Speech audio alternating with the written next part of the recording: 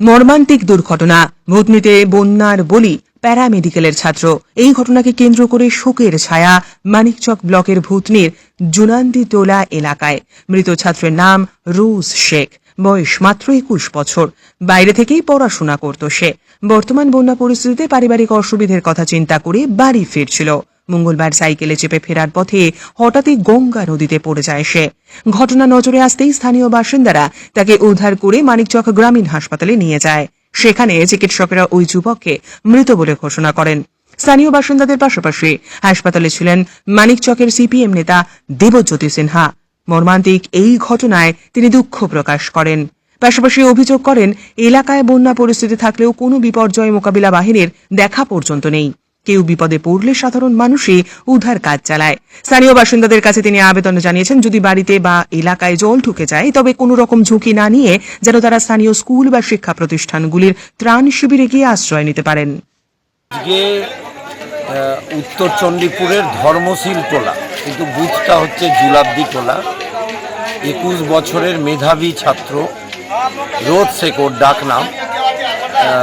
সেই রোজ শেখ হচ্ছে যে রাস্তা দিয়ে যাচ্ছিল, এখন তো পশ্চিম রতনপুর দিয়ে গঙ্গা নদীর ব্যাপক জল ঢুকছে, সাইকেলে করে যাচ্ছিল। সেই সময় জলের তোড়ে যেভাবেই হোক না কেন হড়কে পড়ে যায় এবং জলে ডুবে তার হচ্ছে মৃত্যু ঘটে।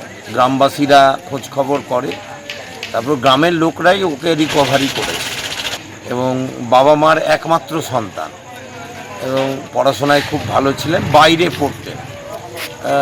যাই হোক, খুবই দুঃখজনক ঘটনা শুনেই আমরা ছুটে এসেছি এবং মানিকচক হসপিটালে আছে। ভূতনি থানা থেকে এখন অ্যাম্বুলেন্স করে পোস্টমর্টমের জন্য যাবে। আমি বিএমএইচের সাথেও কথা বলেছি যাতে সম্মানের সঙ্গে অ্যাম্বুলেন্সে নিয়ে যাওয়া হয় এবং নিয়ে আসা হয়, সে ব্যবস্থা করা হচ্ছে। খুব খারাপ লাগলো যে বিপর্যয়কর বাহিনী নাই, ওদের পরিবার ওখানে স্পিড বোট খুঁজেছে। তাহলে এত বড় একটা বন্যা হতে যাচ্ছে, রাজ্যের কোথাও বন্যা নাই, বিপর্যয়কর বাহিনী থাকবে না? এই যে কেন তারা এখনও তো ফাঁড়ি মোড় থেকে খুসবুরটোলা মোড় পর্যন্ত শুকনো আছে, অনেক উঁচু জায়গা, ওখানে একটা প্রাইমারি স্কুল আছে। তাহলে বন্যার সময় ইমার্জেন্সির কাজ কি? তাদের পরিবার বিপর্যয়কর বাহিনী তোলেনি, গ্রামবাসীরাই ডুব মেরে ভেতর থেকে উঠিয়েছে। তারপর হচ্ছে যে তার দেহটাকে বাড়ি নিয়ে গেছে, তারপর হচ্ছে ওখান থেকে নৌকা করে নিয়ে এসছে।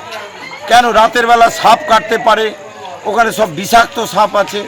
তাহলে বিপর্যয়কর বাহিনী কি কাজ আছে? কেন ব্লক প্রশাসন, জেলা প্রশাসন উদ্যোগ নেবে না?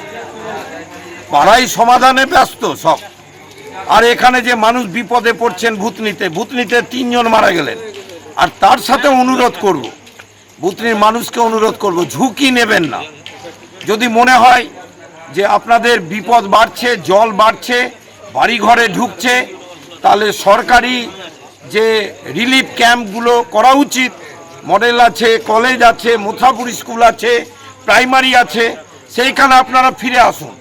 নৌকার অভাব আছে, সেই নৌকা করে আপনারা ফিরে আসুন। যারা সাঁতার জানেন না তাদেরকে একটু সতর্ক হয়ে রাখতে হবে। গার্জেনদের দায়িত্ব, কোনো রকমের ঝুঁকি নেবেন না। যদি কোনো অসুবিধায় কেউ থাকেন তাহলে আমাদের সাথে যোগাযোগ করুন, প্রশাসনের সাথে যোগাযোগ করুন এবং যা আপনাদের ব্যবস্থা নেওয়ার আছে প্রশাসনের যদি না নেয় আমরা আছি, আমরা রেড ভলেন্টিয়ার হিসেবে সাহায্য করব। কিন্তু কেউ ঝুঁকি নেবেন না কাছে। এবং 24-এর মতো বন্যা হতে যাচ্ছে, অতীতে এই জিনিস হয়নি। কেন? বাঁধ হওয়ার পরে এই প্রথম 4 বারের মতো জল ঢুকছে, ফলে এখন বাড়িঘর ডুবছে, এই হচ্ছে অবস্থা। অবহেলিতর কথা তো বললাম, কেন বিপর্যয় বাহিনী ওখানে ক্যাম্প করে থাকবে না? গতবার 12 জন মারা গেছে, আর একজন মানিকচকে, একজন গোপালপুরে, 14 জন। এবার 3 জন মারা গেল। কেন ভূতনিতে বিপর্যয় বাহিনী থাকবে না? তাদের কি কাজ? তারা যদি এই মোথাপুর স্কুলে থাকে আর গাড়ি করে আসে, গাড়ি করে চলে যায়, না থাকাই ভালো। গ্রামের লোকরাই সব করছে, তারাই তো দেহটাকে রিকভারি করলো। ফলে এগুলো কালকে আমি ডিএমকে চিঠি করব, কথা বলবো, বিডিওকে কথা বলবো। এখন শোক জানানোর ভাষা নাই, সমবেদনা জানাচ্ছি। আমি নিজেও খুব মর্মাহত।